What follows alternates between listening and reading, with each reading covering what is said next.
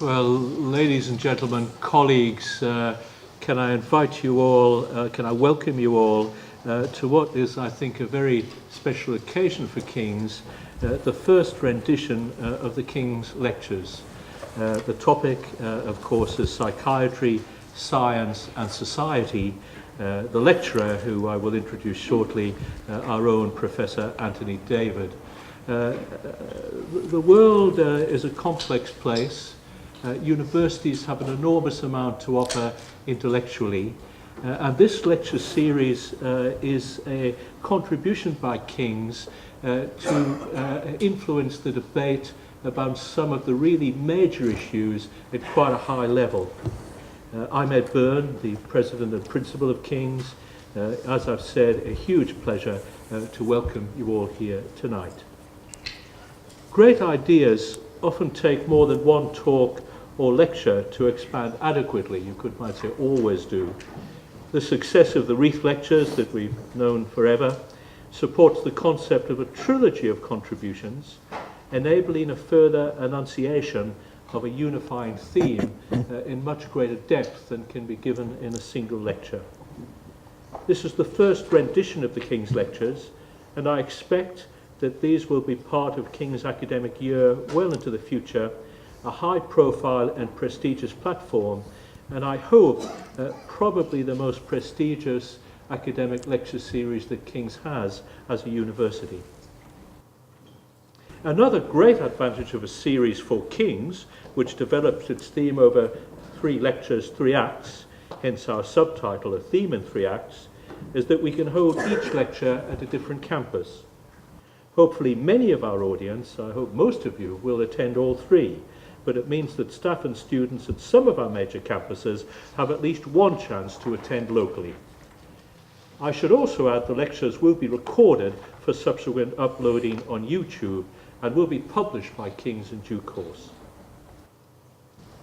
Our speaker for this first series is one of our most distinguished academics, Professor Anthony David, Professor of Cognitive Neuropsychiatry, NIHR Senior Investigator, and Vice Dean Academic Psychiatry at the Institute of Psychiatry, Psychology and Neuroscience here at King's. Anthony David qualified in medicine at Glasgow University in 1980. He trained in neurology before entering psychiatry at the Maudsley Hospital, London. He has a master's degree in cognitive neuropsychology, as well as many other qualifications. He's been an honorary consultant at the Maudsley since 1990 and was awarded a personal chair in the Institute of Psychiatry in 1996. He was appointed Vice Dean for Academic Psychiatry in 2013. He's renowned among his colleagues as having a wide and diverse range of research interests and has made research contributions in many areas, to list just a few: cancer, chronic fatigue syndrome, from schizophrenia to hysteria, neuroimaging, both structural and functional, and epidemiology.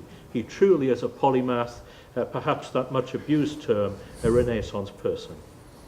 He is especially interested in the concept of insight and schizophrenia and how this relates to treatment compliance. He's published no less than 550 papers in scientific and medical journals. He is the founding editor of the journal Cognitive Neuropsychiatry and has edited a number of books, including The Neuropsychology of Schizophrenia in 1994, Disorders of Brain and Mind in 1998, The Self and Neuroscience and Psychiatry in 2003, and Lishman's Organic Psychiatry in 2009. He's been a Fellow of the Academy of Medical Sciences in 2002 and an NIHR Senior Investigator since 2008. He is a Fellow of the Royal Colleges of Physicians and, of course, of Psychiatrists, and a former Chairman of the British Neuropsychiatric Association. He is a member of the Experimental Psychology Society and a founder member of both the British Neuropsychology Society and the British Neuropsychiatric Association, having been chairman of the latter for some years. His breadth of interest is apparent from the societies he's connected with. I had the privilege of first hearing Professor David lecture when he gave the 4th in the John Toulmin lecture series in Law and Psychiatry, a lecture series set up following a gift by John and Carolyn Toulmin to the college, with the aim of establishing a collaboration between the Dixon Poon School of Law and the Institute of Psychiatry, Psychology and Neuroscience. He spoke then on the unexamined life, insight and the law, and I enjoyed thoroughly an incredibly insightful and stimulating lecture which opened new horizons for me in areas that I thought I knew a little about. So, to the trilogy. Psychiatry, science and society is a massive theme. Professor David has undertaken a great deal of work in preparing this lecture series, which contains some novel thinking on his part. The three lectures, The Strange Case of Dr. Sachs Tonight, Knowing Me, Knowing You, Insight and Psychiatry in Medicine to follow, and then finishing in the Safra Lecture Theatre. The second lecture is in the IOPPN main building, and finishing on the Strand with Fighting Stigma in Mental Health and Losing, where there'll be a panel discussion. We are very privileged to have such a wonderful colleague, and isn't that an amazing picture of him, speak to us and inaugurate this very important lecture series for King's, the King's Lectures. Please can I ask you to welcome to the podium Professor Anthony David.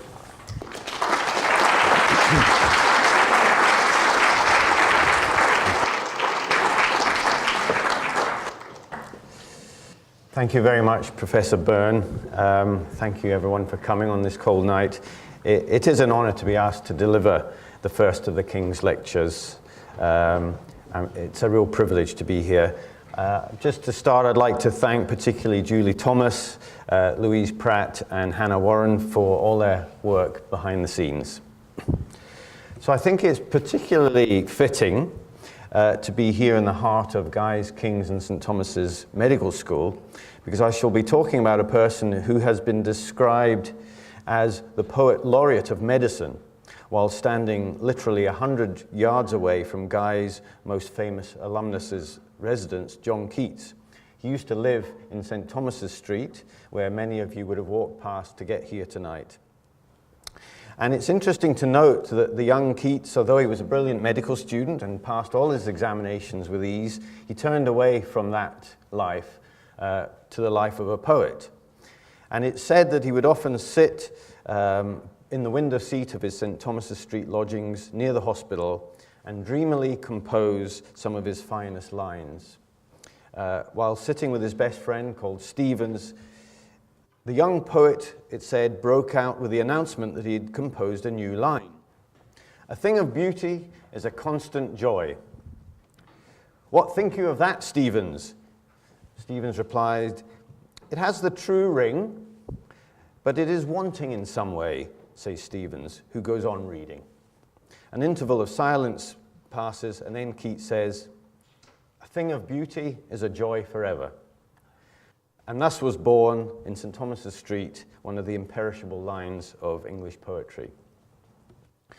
Also to say that this is the first time I've lectured in this superb lecture theatre on New Hunt's House. And many people have asked me, is this some way a reference to our longest standing Secretary of Health, State for Health, the Right Honourable Jeremy Hunt?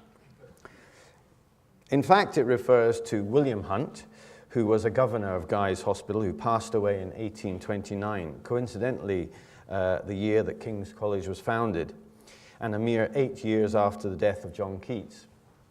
His generous legacy of £180,000 was put towards a new building to house the sick and the destitute of Southwark.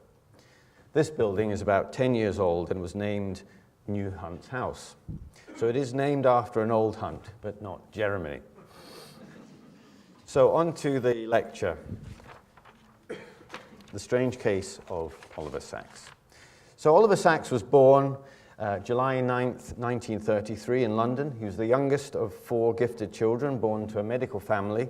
Father Samuel was a general practitioner, and his mother Muriel was a pediatric surgeon, and his brother was also a doctor.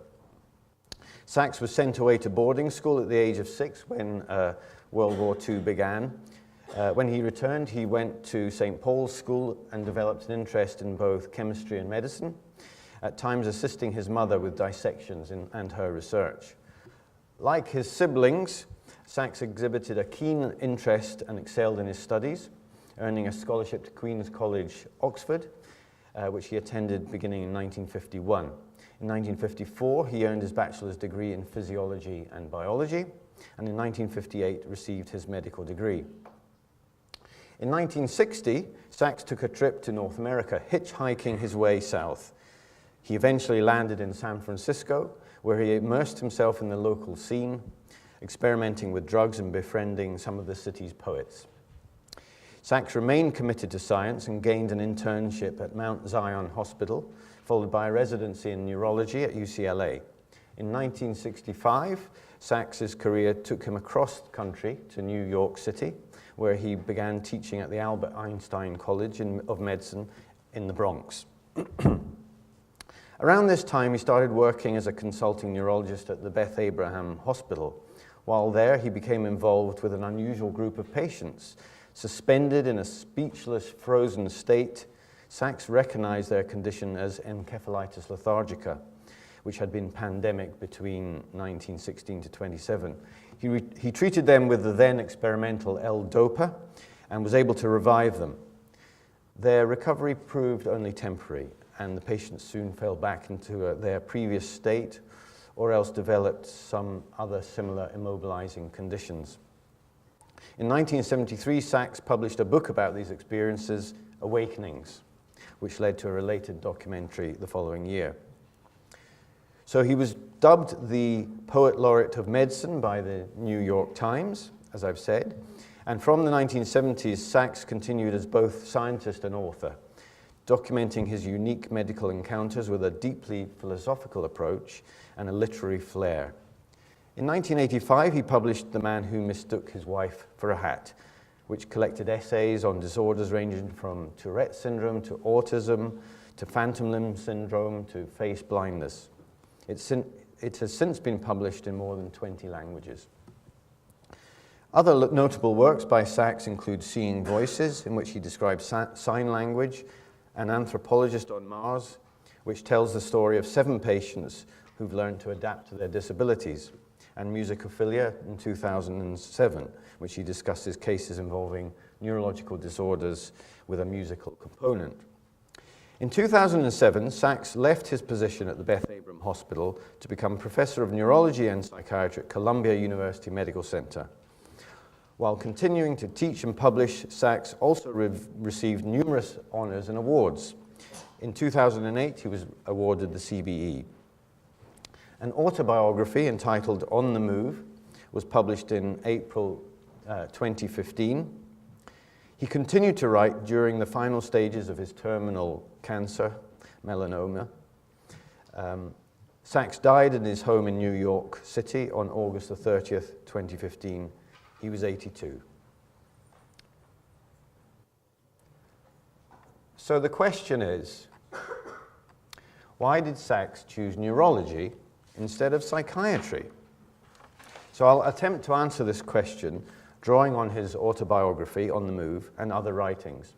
Unfortunately, I never had the privilege of meeting Oliver Sachs, although I did have a sort of encounter with him a few years ago through the pages of a medical journal, to which I will return at the end. So like any decent psychiatrist, we always start with the family history.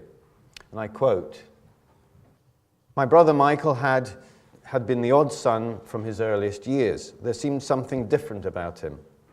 He found it difficult to make contact. He had no friends. He seemed very much to live in a world of his own. When he was 15, Michael became psychotic. He felt a magical and malignant world was closing around him. He came to believe that he was the darling of a flagella manic god, subject to special attentions of sadistic providence. Messianic fantasies or delusions appeared at the same time. The effect of this on my parents was devastating. They had a word for it, schizophrenia. But why should it have singled out Michael and at such an early age? Was it the terrible bullying? Was it something in his genes? Whatever it was, nature or nurture, bad chemistry or bad upbringing, medicine would surely come to his aid. At 16, Michael was admitted to a psychiatric hospital and given 12 treatments of insulin shock therapy. This was the first line of treatment for schizophrenia in 1944, to be followed, if need be, by electroconvulsive treatment. The discovery of tranquilizers was still 8 years away in the future. For the next 10 years, Michael led a relatively stable, although one could scarcely call it happy, existence. A level of tranquilizer was found which kept his psychosis at bay, but did not have too many adverse effects. Then Sachs talks about his own psychiatric history.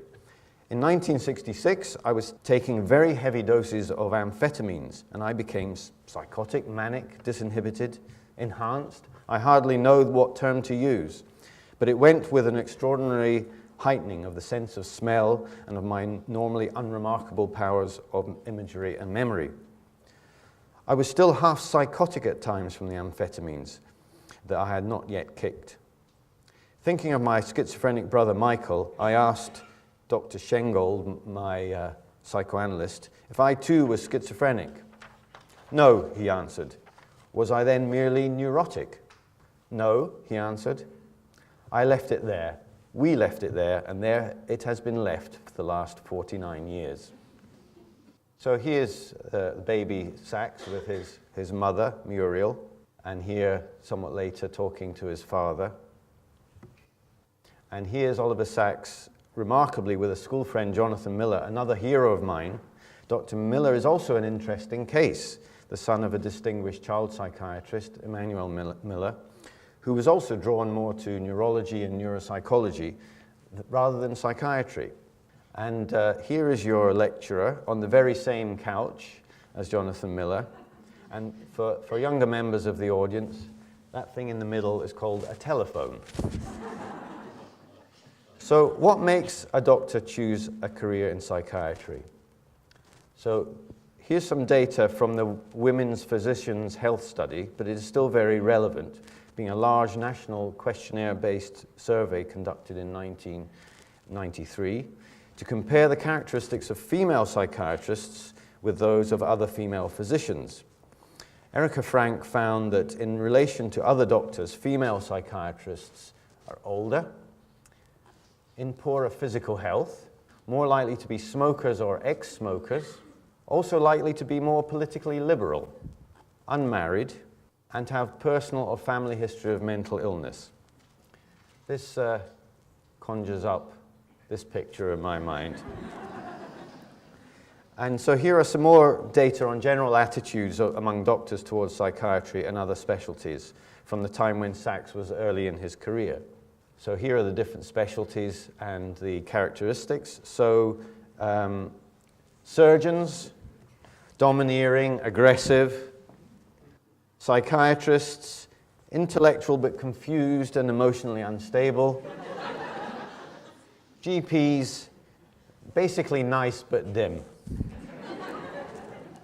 And this is my favorite from the US, also another big study. The authors review the literature on factors influencing medical student choice as a specialty. So think about yourselves if you're in the profession, or Oliver Sacks.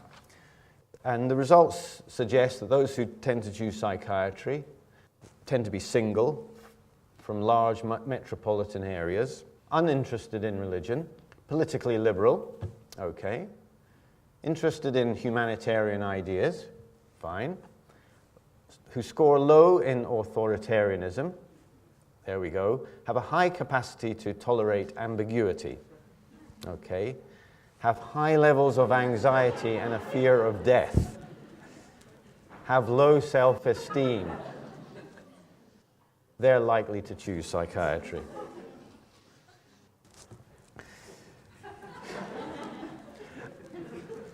And so this is Karl Menninger, a famous psychoanalyst writing about the psychological factors in choice of medicine, published in the Bulletin of the Menninger Clinic, which is a little bit like Simon Wesley publishing an article in the British Journal of Simon Wesley. His favorite journal, I'm sure. So it says that pediatricians, well, they're proxy mothers. They're just exercising the maternal role in a socially acceptable way, with a high degree of technical skill, though. Obstetricians, well, they're repeatedly and directly gratifying the childhood longing to know where babies come from. Surgeons, well, they find a good means of sublimating unconscious urges to be cruel and sadistic. It rings true.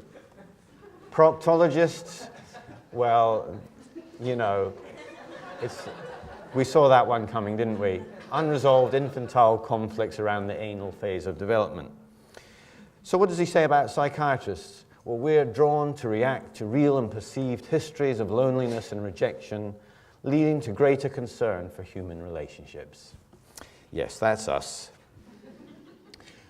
But really, there's been some proper research done on career choice, and this is some modern research, and it's a multivariate model looking at the important factors. So people bring with them certain attributes.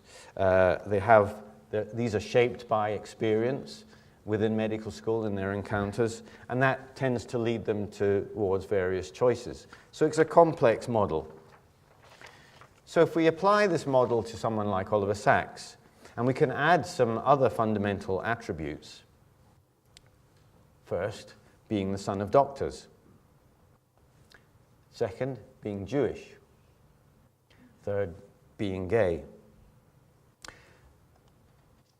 So in the US, 14% of doctors are Jewish compared to 2% of the population.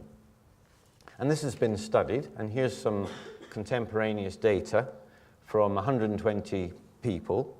So it shows that among Roman Catholics and Protestants, career choice is relatively evenly spread across the specialties. But people of Jewish origin, they tend to choose internal medicine or psychiatry, no surgeons. But in fact, it's people who profess no religion are the people most drawn to psychiatry as a career. But what about being gay? So according to his autobiography and this infographic, when Sacks came out to his mother, she called him an abomination. Clearly upset by this, he nevertheless had a few intense homosexual relationships as a young man, but spent most of his life in celibacy until late in his life he met the writer Billy Hayes, and they formed an enduring and loving relationship. So this has been a topic of serious study by people like Dinesh Bugra from the Institute of Psychiatry, Psychology and Neuroscience, Michael King from UCL, and they found that homosexual doctors and the general population tended to have quite liberal attitudes, more so than other doctors, although psychiatrists had the most liberal attitudes. And this is a survey of London medical students, like people in the audience, and they found that although the majority held positive views, a significant proportion, 10% of medical students, had very negative views to people who were gay. And this correlated with those who were religious. The more religious, the more negative attitudes you had. Now, this study covers exactly the period that Oliver Sacks moved to California. Attitudes were becoming increasingly enlightened. And what you have here is that different specialties were compared, and it shows that psychiatrists in that era were the most homophilic. That was the term that the authors used to use their terminology, which seems a little bit clumsy. They were the most homophilic of all the specialties. Now, we don't know what neurologists thought, but if they were part of general medicine or internal medicine, again, the more liberal attitudes were in the psychiatrist of that era. Now, of course, we need to remember that homosexuality was a criminal offence in the UK right up until 1967 and the Sexual Offences Act, and that so-called sodomy laws were not repealed in many US states, including California, until the early 1970s. But not only that, homosexuality was regarded as a psychiatric disorder, at least until 1973, when it was downgraded in the DSM-2, and then downgraded further in the DSM-3 in 1980, and finally removed not that long ago, 1987. So did that affect Oliver Sacks's career choice? Well, we can only speculate. But what did Sacks think of psychiatry? And I quote, "When I was a resident at UCLA, neurology and psychiatry were presented as almost unrelated disciplines. But when I emerged from residency training to encounter the full reality of patients, I often found I had to be as much a psychiatrist as a neurologist. I encountered it overwhelmingly in the post-encephalitic, for they had a myriad of disorders, both neurologic and psychiatric: Parkinsonism, myoclonus, chorea, tics, strange compulsions, urges, obsessions, sudden crises, and gusts of passion. A purely neurological or a purely psychiatric approach with such patients would lead nowhere. The neurological and the psychiatric had to be conjoined." And further, as he writes in his autobiography, "But Ward 23 had a so-called behavior modification policy using rewards and punishments, and in particular therapeutic punishment. I hated to see the way in which the patients were treated, sometimes locked in seclusion rooms or starved or restrained. Among other things, it reminded me of the way I had been treated in boarding school." And this is a video on the internet at the moment called "Overinvestment in Medical Models of Schizophrenia."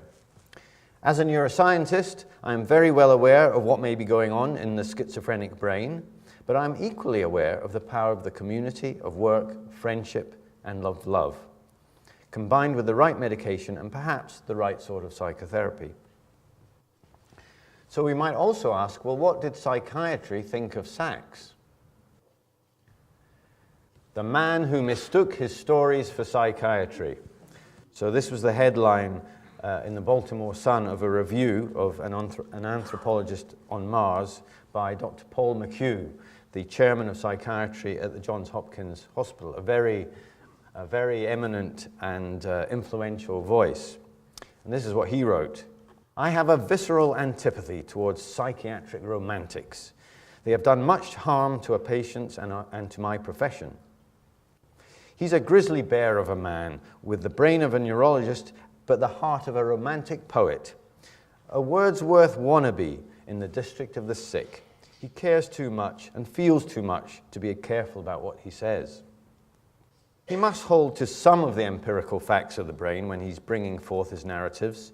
However, his passionate nature, with his inclination towards long-winded melodrama, his blindness to empirical results, as when he equates pharmacological treatments of schizophrenia with psychosurgery, and his silly attitudes, as when he says, all of us need to take a little holiday from our frontal lobes from time to time, tug at these moorings and make him a poor guide to these patients for all that he may be their great friend." So what do today's doctors think of psychiatry? So the Royal College of Psychiatrists did a survey recently, and they found that 26% of medical students and 47% of the public said they'd be uncomfortable sitting next to a psychiatrist at a party. I don't know whether that's only at parties or sitting next to them anywhere. And then, more seriously, there was a survey of over 1,000 medical faculty from 15 teaching centers around the world. 90% said that psychiatrists were not good role models. 73% thought that psychiatric patients were emotionally draining.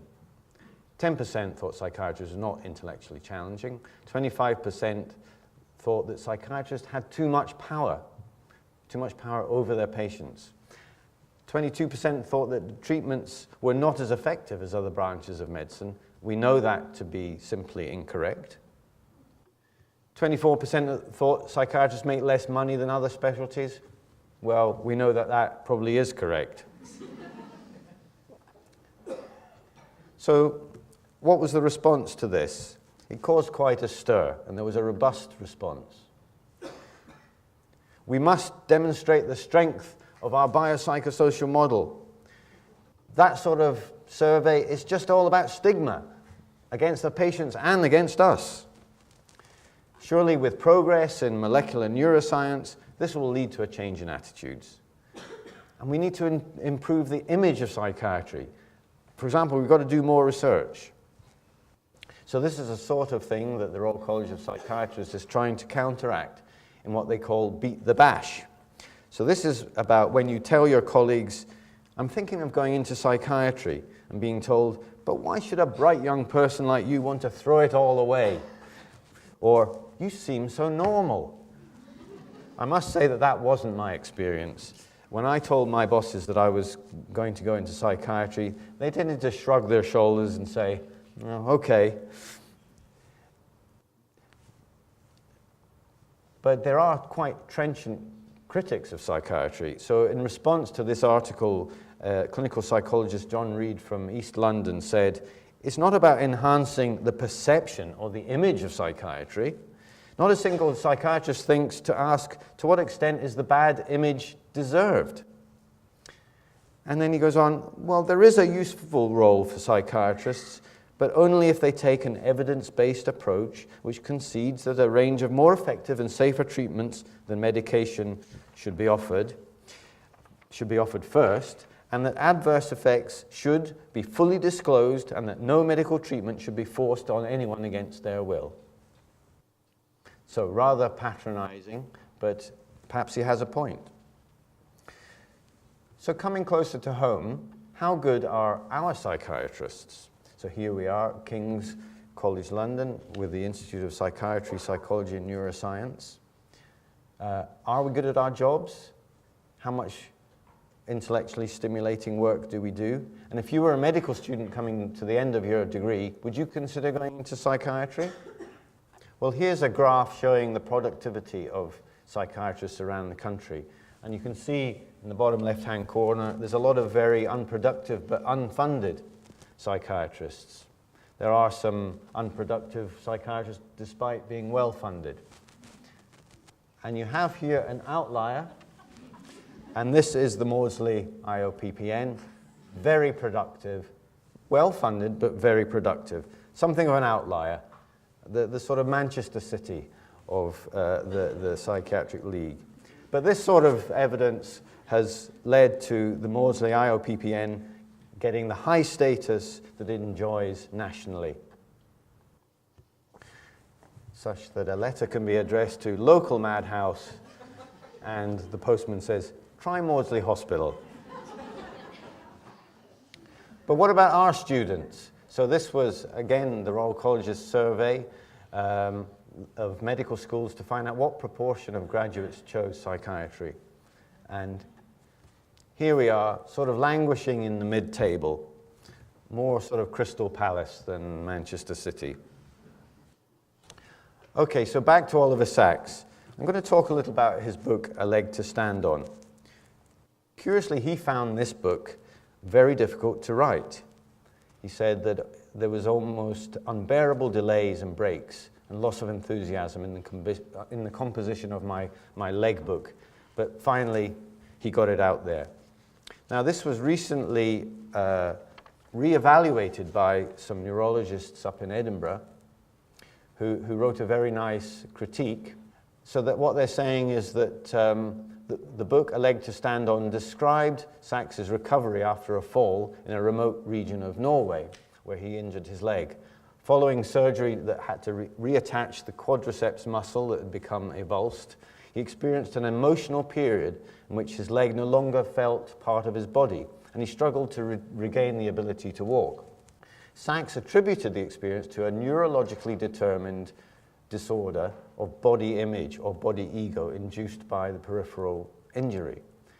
In the first edition of the book, Sacks explicitly rejected the diagnosis of hysterical paralysis, as it was then understood and called, although he approached this diagnosis more closely in subsequent revisions.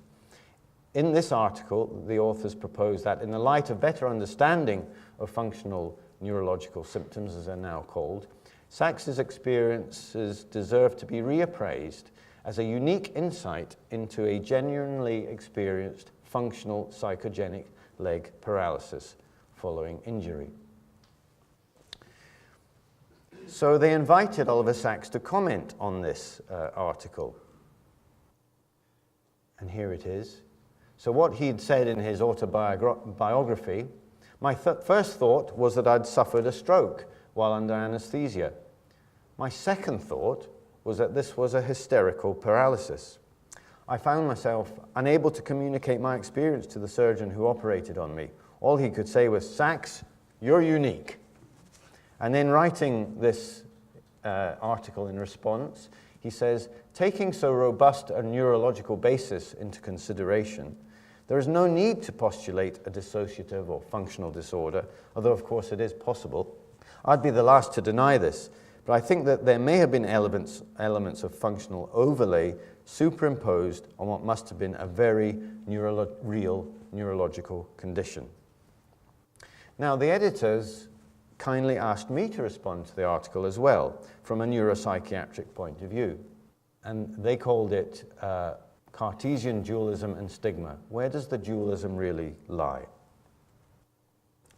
So these are some of the things that I wrote. Much popular neurology and lay understanding sets up an opposition between a complex understanding of the brain versus psychiatry.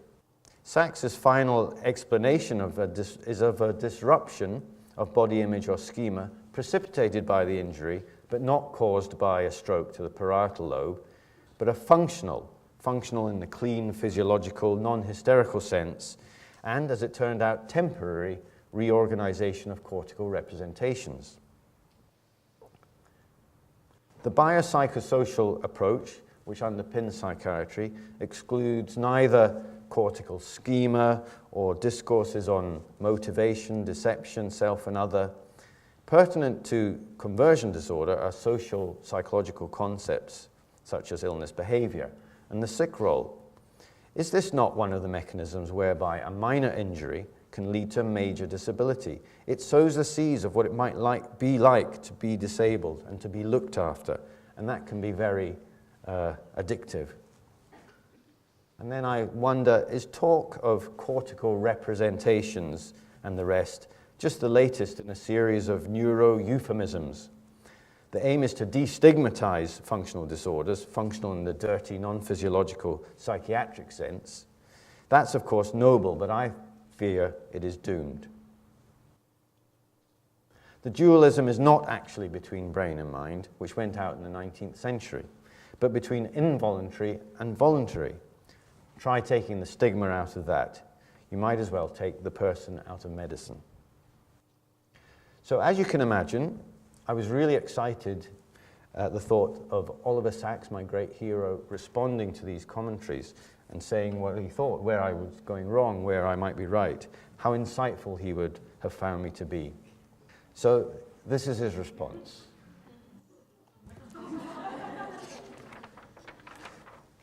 Nothing. Now, I can't be sure that he received the commentary, or maybe he did, but he didn't think it was worth responding to, or maybe he was just busy and had better things to do.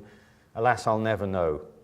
I did pick up the copy of his most recent posthumous collections called The River of Consciousness, and he returns to this episode and reasserts that he thinks it was all a neurological problem.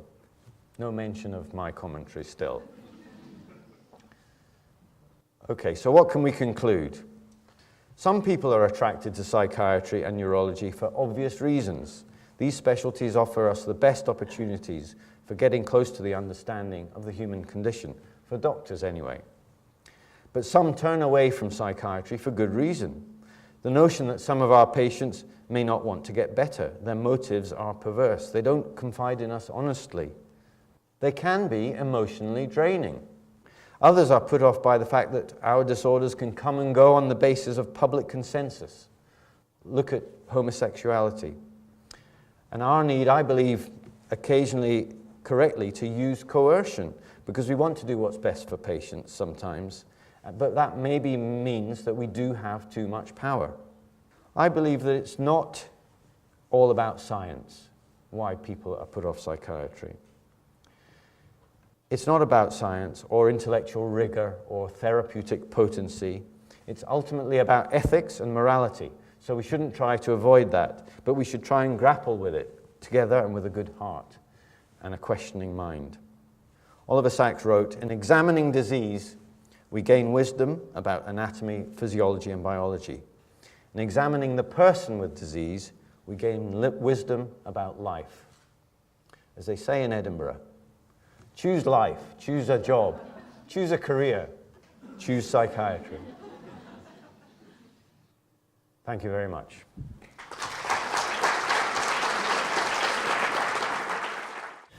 So we're now open for questions. What a splendid lecture, multi-layered, and I think we'll be thinking about it for many days and weeks ahead. So we have microphones circulating. If you would like to say who you are, put your hand up to attract the microphone, say who you are, and give your comment or question. And try to keep them brief so we can get through as many as possible. Who would like to begin? Hello, my name is Jane Westier. I'm a retired GP and SAS psychiatrist. And now I do hypnosis. And functional disorders are my favourite subject. I used to tell my patients that I love psychiatry because I met the nicest people and I loved watching them get better. I didn't know then that I was seeding such positive suggestions to my patients. I do believe that the medical profession currently, with 50% of outpatient appointments being patients consulting with functional symptoms of one sort or another, that we as a profession desperately need some solutions to this huge and ever-growing epidemic proportions. I do believe that early intervention, like with everything, is important. Seeding positive suggestions as soon as we can, giving people the right education, and I'm talking too much. I did enjoy your lecture. Thank you very much. Thank you. Yes, I think this area where neurology and psychiatry sort of coincide, overlap, clash to some extent, where people present with neurological looking symptoms, but they don't follow the rules of a neurological disorder, are particularly fascinating. And they run through the history of psychiatry. And it is true that now our attitudes and our treatments are so much better.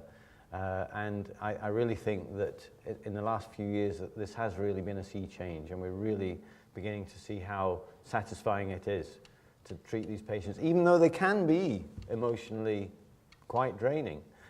Seeing people recover after many years of infirmity is very, very inspiring. One of the misconceptions you mentioned about psychiatry was that people believed the treatments were ineffective. Can you talk more about how, or on the efficacy of psychiatry compared to other specialties?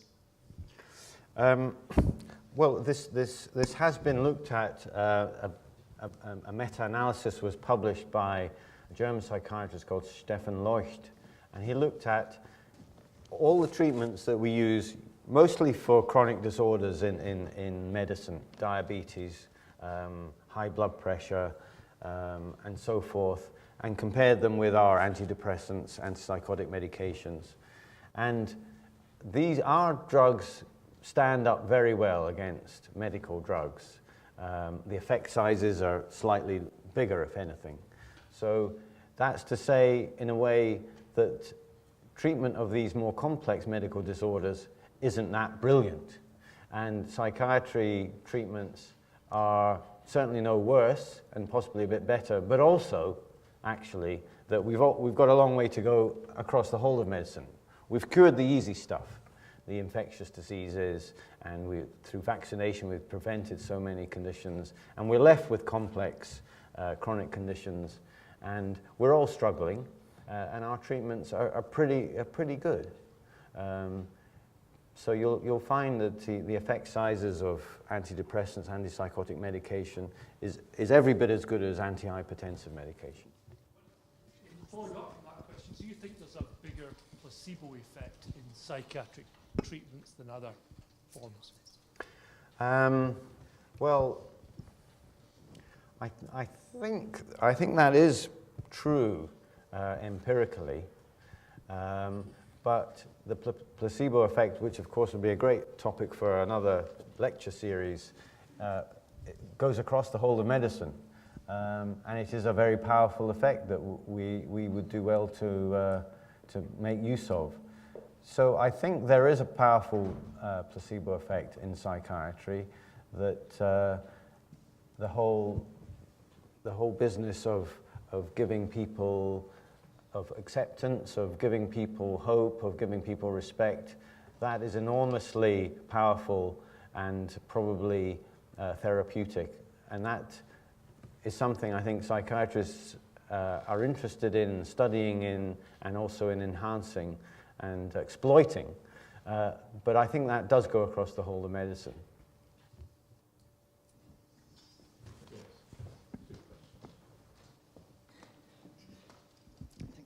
Hi, I really enjoyed the lecture. I'm just curious, as I'm a clinical psychologist, what your thoughts are around, I guess, the risks of disciplines being quite internally focused, because I currently work with looked after children, and we know that the impact of kind of chronic trauma, attachment difficulties can severely affect the neurobiology of children and into adulthood. And obviously we see psychiatric conditions and the impact of that on social relationships and whole life trajectory. So I'm just curious as to how we can use our disciplines collaboratively, and whether a pan kind of discipline approach might be more helpful. Yeah, no, that's an excellent point, and I'm conscious that my lecture was a little bit sort of medico-centric, but I hope that doesn't spoil it for other disciplines. So yes, obviously, one of the joys of working in this field is its multidisciplinarity, and I think the same issues that confront clinical psychologists and other allied health professionals, it's the same thing. There's still the idea of making use of biological knowledge, psychological and social factors, somehow putting them together, somehow getting the best out of all of them. And of course, psychiatrists and psychologists do and must work very closely together. I'm not a medical person, so excuse me if this is a funny question, but in Oliver Sacks' writings, he himself writes about how he experimented with or enjoyed different psychoactive substances early on in his career and later. Is this an approach that you think has benefits for psychiatrists? Well, it's still an active area, and I don't mean just in people's private lives, but yeah, I think there is something to be learned from personal experience of mind-altering drugs. I think, well, people find it a very formative experience. On the other hand, I think I'm against the sort of amateurism of psychiatry and psychology. I mean, I think that although Sacks was so brilliant at bringing out the individual and the detail of a single case, and medicine will always be enlivened by such things, we still do need controlled, empirical group studies if we really want to add to knowledge. I mean, I guess there's a complementarity there, but I think to think that your own experience is necessarily going to be shared by other people is somewhat sort of inward-looking. So it's not something I think can go very, very far on its own. It makes for good stories, though. Hi. You briefly mentioned the stigma not only internally about psychiatry, but I think also what are some strategies about fighting the stigma that patients perceive about psychiatric treatment? So I know that being on antipsychotics is not something a lot of people advertise or are proud to talk about, and I think that permeates into the ideas that we have about the efficacy of treatment. Well, that's a brilliant plug for the third lecture in the series, which I'm going to talk about stigma and anti-stigma campaigns, and how, well, spoiler alert, I don't think that the anti-stigma campaigns are all that effective.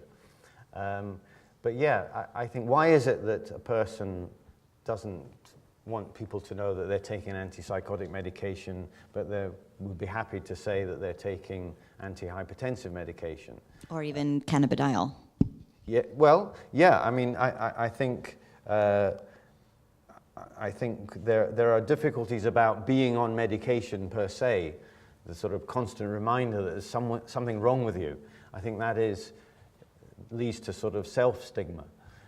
But I think that, you know, we live in a very medicalized society, and you know, we're constantly interacting with, you know, chemicals for pleasure, for recreation, and to keep us healthy. So I think why a person should be stigmatized or feel stigmatized by the particular medication they're on, I think is obviously a problem for us. But yeah, hopefully we'll be able to discuss that a little bit in the last lecture. Both yourself and Dr. Sachs, it seems obvious to you that both an understanding of psychiatry and neurology is required sometimes. Do you think that there is a need, and do you anticipate there ever being a union of the two specialties? Well, I think as Professor Byrne was alluding, 100 years ago, it was the same specialty, and then they diverged. I think that what I tried to bring out today was that there are distinctions, there are differences in approach between the psychiatrist and the neurologist, but we learn so much from each other's discipline. And I think one of the problems with medical education is that doctors are funneled into one or other track too early on, whereas in the good old days, you could try a specialty, see how you got on, take from it, and go into another specialty and feel more rounded and more educated. So I think more crosstalk between disciplines is going to be very good, but actually combining them together may not be the right thing. It may lead to a sort of dilution of expertise. So yes, by all means, let's work more closely together, but there are distinctivenesses that we should preserve. So Sachs talks about like how valuable communities can be in treating psychiatric conditions. Do you think that if we lived in like a perfect environment economically, we would be seeing the value of like inpatient units decreasing and actually outpatient services would have a much more positive effect? Do you think that would be possible? Well, I think one of the fascinations about psychiatry is that you've got to understand molecules and cells, and you've got to understand politics and society as well. And absolutely right, poverty is perhaps the biggest influence on mental health that we know about. And sometimes it feels that we're not really getting to the root causes of problems when we treat people in the clinic. So yes, we've got to appreciate all of these things. And Sachs also talked about a particular community in Holland where there were particularly accepting attitudes, where nobody was stigmatized, and people with chronic mental illness were part of the community, and there was no distinctions made between the sick and the well, and how that was a sort of a utopia. But I think we do live in a complex society that makes it very difficult not to categorize people to some extent. So I think it's a call for tolerance, and it's a call for greater understanding. On the other hand, I'm not a romantic, as Paul McHugh would be pleased to hear. We do have to have hard-nosed solutions, and sometimes that involves politics, and sometimes it involves science. Can I remind you that this is but the first of 3 courses. This was splendid. We have 2 more for those of you who can make it, and each builds on the last. We have a reception outside for those who are able to stay, and I'd now like to invite Sir Robert Leckler to move a vote of thanks.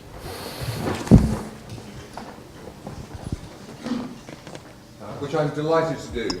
Tony, thank you very much for a really stimulating talk, and I make these remarks as someone who was very nearly seduced into taking up psychiatry by the professor of psychiatry in my medical school, David Goldberg, but I resisted and became a kidney doctor instead.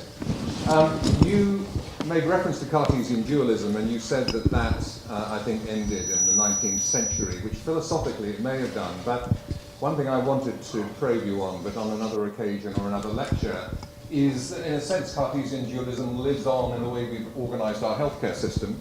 And one thing that I've been tutored to understand through leading King's Health Partners is that we need to bring medicine and psychiatry much more closely together, because there's so much comorbidity with patients with long-term mental illness who have physical conditions, and vice versa. If you have a long-term physical condition, your risk of affective disorder is very high. So I think there's still some way to travel in terms of how we best organise healthcare. The other thing that stood out, I mean, the most striking slide you showed, arguably, was the one of where the Institute of Psychiatry and Psychology and Neuroscience sits in the firmament of productivity and quality and so on. I think we have a real privilege here at King's with the density of really high-quality service and research that goes on, of which you're one of the leading lights. And I think we're entering a really exciting period. I think this is going to be the era of the brain.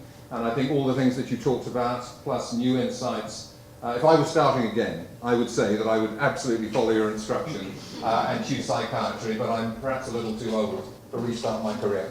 Having said that, can I ask you all to warmly give Anthony David another round of applause for a really